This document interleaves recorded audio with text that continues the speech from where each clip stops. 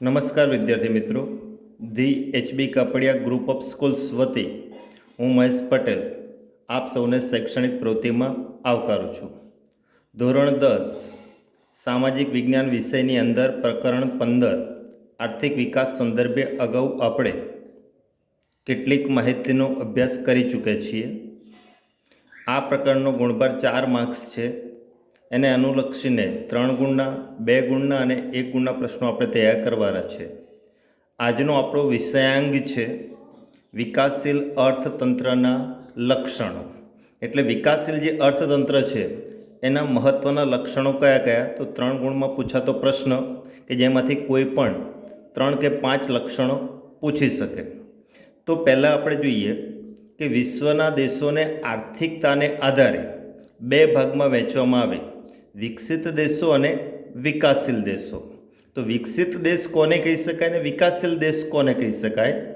તો વિશ્વ બેંકે આપેલા અહેવાલ 2004 મુજબ આપણે જોઈએ કે જે દેશના રાષ્ટ્રોની $765 ઓછી માથાદીઠ આવક ધરાવતા હોય એવા દેશને વિકાસશીલ અર્થતંત્ર કે વિકાસશીલ દેશ તરીકે ઓળખવામાં આવે છે. એનો અર્થ એવો થયો કે $735 વધુ માથાદીઠ આવક ધરાવતા દેશો વિકસિત છે અને ઓછી માથાદીઠ આવક ધરાવતા દેશો વિકાસશીલ કહી શકાય. જેમાં ભારત કે જે વિકાસશીલ દેશ છે, જ્યારે America, England, France, Italy, Japan, ચીન એ બધા વિકસિત દેશો કહી શકાય. તો જે પણ વિકાસશીલ દેશો છે વિશ્વની અંદર, એ દરેક દેશની અંદર સમાન જોવા મળતા લક્ષણો, એટલે આપણે એને કહીશું વિકાસશીલ અર્થતંત્રના લક્ષણો. તો વિકાસશીલ જે પણ દેશો છે એમાં જોવા મળતી સામાન્ય બાબતોમાં પહેલી બાબત નીચી માથાદીઠ આવક. તો વિકાસશીલ દેશો છે એ દેશોની અંદર વસ્તી વૃદ્ધિનો દર વધુ છે, તેથી એ લોકોની માથાદીઠ આવક નીચી રહે.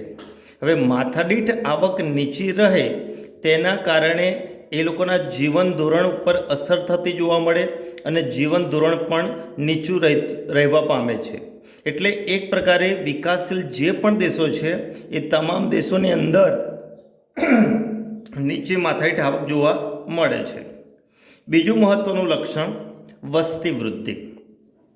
વિકાસશીલ દેશોમાં મોટાભાગે વસ્તી વૃદ્ધિનો દર 2% અથવા તેનાથી વધુ જોવા મળે છે.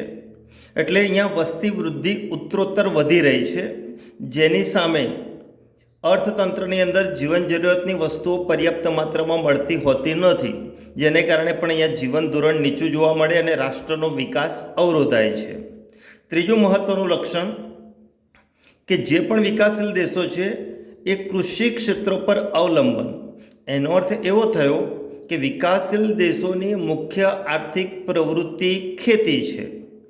આવા દેશોમાં મુખ્ય આર્થિક પ્રવૃત્તિ ખેતી છે. એમાં તમે જુઓ કે દેશનો લગભગ 60% વર્ગ, એટલે કે મોટા ભાગનો વર્ગ રોજગારી માટે પ્રત્યક્ષ કે પરોક્ષ રીતે કૃષિ પર આધારિત હોય એવું જોવા મળે છે. વત્તા દેશની રાષ્ટ્રીય આવકમાં પણ ખેતીનો ફાળો 25%ની આસપાસ રહેલો જોવા મળે છે. એટલે કે મોટાભાગના લોકો ખેતીમાંથી રોજગારી મેળવે છે અને રાષ્ટ્રીય આવકમાં પણ મોટો હિસ્સો કૃષિ ક્ષેત્રનો જોવા મળે છે. આથી કહી શકાય કે વિકાસશીલ દેશો કૃષિ ક્ષેત્રો પર અવલંબિત હોય છે. ચોથું મહત્ત્વનું લક્ષણ આપણે જોઈએ તો આવકની વહેંચણીની અસમાનતા. એટલે દેશની જે આવક છે એ આવક અલગ અલગ વર્ગોમાં જુદા જુદા પ્રમાણમાં વહેંચાયેલી જોવા મળે છે. વિકાસશીલ રાષ્ટ્રોમાં આવક તથા ઉત્પાદનના સાધનોની વહેંચણીમાં અસમાનતા છે. એટલે ગણ્યા ગાંઠ્યા વ્યક્તિઓ જ આવક અને ઉત્પાદનના સાધનોની માલિકી ધરાવે છે, જ્યારે મોટો વર્ગ આવક અને ઉત્પાદનના સાધનોની માલિકીમાં બહુ નાનો હિસ્સો ધરાવતો જોવા મળે છે. જો દેશના ટોચના 20% ધનિક વર્ગ કે જેમનો રાષ્ટ્રીય આવકમાં હિસ્સો કેટલો જોવા મળે? 40%. જેટલો વર્ગ છે એનાથી ડબલ એ લોકોનો રાષ્ટ્રીય આવકમાં હિસ્સો જોવા મળે. જ્યારે દેશના તળિયાના 20% લોકો કે જેમનો રાષ્ટ્રીય આવકમાં હિસ્સો કેટલો? બસ 10%, એટલે જેટલો વર્ગ છે એનો અડધો રાષ્ટ્રીય આવકમાં હિસ્સો જોવા મળે છે. હવે આ સ્થિતિમાં ગ્રામીણ અને શહેરી આવા બંને ક્ષેત્રોમાં આવકની વહેંચણીની અસમાનતા આપણને જોવા મળે છે. વિકાસશીલ રાષ્ટ્રોમાં આવક અને સંપત્તિનું કેન્દ્રીકરણ મોટા ભાગે ધનિક લોકોના હાથમાં થયેલું જોવા મળે છે. એટલે આ પ્રકારે વિકાસશીલ દેશોમાં આવકની વહેંચણીની ઘણી અસમાનતા છે, જેના કારણે નાનો વર્ગ છે એ ધનિક વર્ગ છે, જ્યારે મોટો વર્ગ છે એ મોટાભાગે ગરીબ વર્ગ તરીકે આપણે જોવા મળે છે. આગળ મહત્વનું લક્ષણ વિદ્યાર્થી મિત્રો જોઈએ વિકાસશીલ રાષ્ટ્રોની અંદર, તો એ છે બેરોજગારી. બેરોજગાર કોને કહી શકાય? કે જ્યારે કોઈ પણ વ્યક્તિ નોકરી કે કામ ધંધો કરવાની ઈચ્છા, શક્તિ, આવડત અને લાયકાત ધરાવતો હોય, પ્રવર્તમાન વેતન દરે કામ કરવા તૈયાર હોય, કામની શોધમાં હોય, છતાં વ્યક્તિને નોકરી કે કામ ધંધો ન મળે ત્યારે તેને બેરોજગાર કહી શકાય. અને બેરોજગારી એ વિકાસશીલ દેશોનું મહત્ત્વનું લક્ષણ છે. એટલે મોટાભાગનો વર્ગ અહીંયા બેરોજગાર જોવા મળે. જેમાં તમે જુઓ કે બેરોજગારીનું પ્રમાણ દેશના કુલ શ્રમિકોનું 3% કરતાં પણ વધુ છે. આવા દેશોમાં જે બેરોજગારી છે એ મોટાભાગે લાંબા ગાળા સુધી જોવા મળતી અને વિવિધ સ્વરૂપે આપણને બેરોજગારી જોવા મળે છે. વિકાસશીલ દેશોમાં મોટાભાગે જોવા મળતી બેરોજગારીમાં મોસમી બેરોજગારી, છુપી કે પ્રચ્છન્ન બેરોજગારી અને ઔદ્યોગિક બેરોજગારી મોટાભાગે વિકાસશીલ દેશોમાં મોટા પ્રમાણમાં જોવા મળે છે. એટલે આ પ્રકારે બેરોજગારી એ પણ વિકાસશીલ દેશોની એક સમસ્યા કહી શકાય. એ જ રીતે છઠ્ઠું મહત્ત્વનું લક્ષણ ગરીબી છે. વિકાસશીલ દેશોમાં ગરીબ લોકોનું પ્રમાણ કુલ વસ્તીના 3 ભાગ જેટલું જોવા મળે છે. એટલે લગભગ 33% જેટલો વર્ગ ગરીબી રેખા હેઠળ જીવી રહ્યો છે એમ કહી શકીએ આપણે. પછી 7મું લક્ષણ કે જે વારંવાર 2 ગુણના પ્રશ્ન તરીકે પણ પૂછાતું આવ્યો છે કે વિકાસશીલ દેશોમાં દ્વિમુખી અર્થતંત્ર પ્રવર્તે છે અથવા જોવા મળે છે. તો 2 ગુણના પ્રશ્ન તરીકે પૂછાય તો દ્વિમુખ એટલે કે 2 મુખ. એક બાજુ ગ્રામીણ ક્ષેત્રની સ્થિતિ શું છે અને બીજી બાજુ શહેરી ક્ષેત્રની સ્થિતિ શું છે એ અહીંયા આપણે સમજાવવાનું છે. તો એક બાજુ તમે જો કે ગ્રામ્ય વિસ્તાર છે, તો ગ્રામ્ય વિસ્તારની અંદર પરંપરાગત રીતે પછાત ખેત પદ્ધતિ જોવા મળે છે. આ ખેતીની અંદર જૂની પુરાણી યંત્ર સામગ્રીનો ઉપયોગ થાય છે. ગ્રામીણ સમાજની અંદર રૂઢિચુસ્ત સામાજિક માળખું જોવા મળે છે. આવા કારણોને લીધે જે ઉત્પાદન મળે એ ઉત્પાદન ઓછું જોવા મળે છે. આ બધા કારણોને લીધે ગ્રામીણ ક્ષેત્રે જીવન ધોરણ પણ નીચું જોવા મળે છે. જ્યારે બીજી બાજુ શહેરી ક્ષેત્રોમાં તમે જુઓ તો શહેરી ક્ષેત્રોની અંદર આધુનિક ઉદ્યોગો હોય છે. આ ઉદ્યોગોની અંદર નવી નવી ઉત્પાદન પદ્ધતિ જોવા મળે છે. આ ઉત્પાદન પદ્ધતિમાં આધુનિક યંત્રોનો ઉપયોગ થતો જોવા મળે છે. આવા કારણોને લીધે શહેરી ક્ષેત્રોની અંદર વૈભવી જીવનશૈલી જોવા મળે છે. આમ ગ્રામીણ ક્ષેત્રનું જીવન ધોરણ અને શહેરી ક્ષેત્રના જીવન ધોરણમાં ઘણો તફાવત છે. એટલે કહી શકાય કે વિકાસશીલ દેશોમાં દ્વિમુખી અર્થતંત્ર પ્રવર્તે છે. 8મું લક્ષણ મહત્વનું જોઈએ પાયાની અપર્યાપ્ત સેવાઓ. પાયાની સેવાઓ એટલે કે માળખાગત સેવાઓ વિકાસશીલ દેશોમાં પૂરતા પ્રમાણમાં વિકસી હોતી નથી. વિકાસ માટે અનિવાર્ય પાયાની સેવાઓ જેવી કે શિક્ષણ, વાહન વ્યવહાર, સંદેશા વ્યવહાર, વીજળી, આરોગ્ય, બેન્કિંગ અને આના જેવી અન્ય ઘણી સેવાઓ છે કે જે સેવાઓનો ઓછો વિકાસ જોવા મળે છે. એટલે કે પર્યાપ્ત વિકાસ થયેલો નથી. હવે આ ક્ષેત્રનો એટલે કે પાયાની કે માળખાગત સેવાઓનો વિકાસ ન થવાથી દેશના વિકાસ માટે અવરોધ બને છે.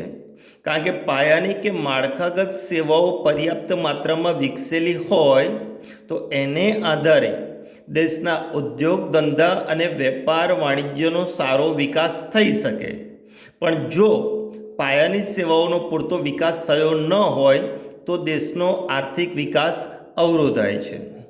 છેલ્લું અને 9મું મહત્ત્વનું લક્ષણ આપણે જોઈએ તો એ પણ 2 ગુણનો પ્રશ્ન પૂછાયો છે કે વિકાસશીલ દેશોમાં આંતરરાષ્ટ્રીય વેપારનું સ્વરૂપ નબળું હોય છે, જેને કારણે વિદેશી દેવું વધે છે. તો આપણે અહીંયા જોઈએ કે જે વિકાસશીલ દેશો છે એના વેપારના મુખ્ય 2 સ્વરૂપ જોવા મળે. એક બાજુ નિકાસ થતી હોય એટલે કે વિશ્વના અન્ય દેશોમાં વેચાણ થાય, જ્યારે બીજી બાજુ આયાત એટલે વિશ્વના અન્ય દેશોમાંથી આપણો દેશ ખરીદી કરે તો એને આયાત કહેવાય અને વેચાણ કરે તો નિકાસ કહી શકાય.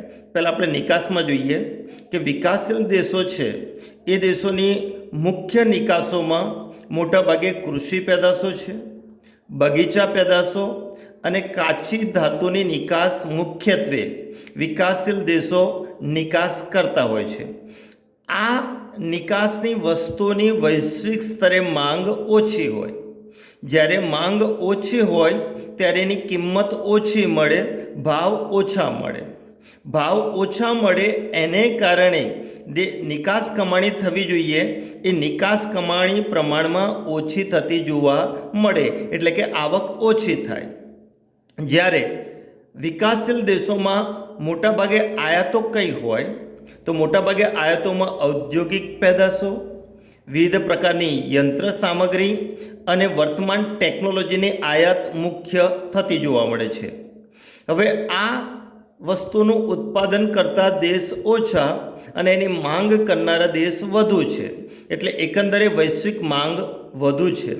માંગ વધુ છે એટલે એની કિંમત પણ ઊંચી એટલે કે વધુ હોઈ શકે. એટલે ઊંચી કિંમત ચૂકવીને આ વસ્તુ ખરીદવામાં આવે એટલે આયાત પાછળનું ખર્ચ વધી જાય છે. એટલે બંનેનો આપણે તફાવત જોઈએ એટલે અહીંયા નિકાસ દ્વારા આવક ઓછી અને આયાત થકી ખર્ચ વધુ, એટલે કે આમદની અઠ્ઠની ખર્ચા રૂપિયાની પરિસ્થિતિ ઉદ્ભવે છે, જેને કારણે વિદેશ વેપાર પ્રતિકૂળ રહેવાથી વિકાસશીલ દેશોનું વિદેશી દેવું વધે છે.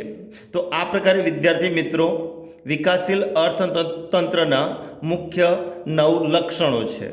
હવે આગળનો પોઈન્ટ જોઈશું આપણે આર્થિક પ્રવૃત્તિ અને બિન આર્થિક પ્રવૃત્તિ વચ્ચેનો તફાવત, જે પછીના લેક્ચરમાં જોઈશું. જે અહીંયા વિકાસશીલ અર્થતંત્રના લક્ષણો આપણે ચલાવ્યા એ તમારે PDF ફાઇલ મૂકું, એ જોઈ અને વિગતે વ્યવસ્થિત પોઈન્ટ પાડીને મોઢે કરીને લખવાના રહેશે.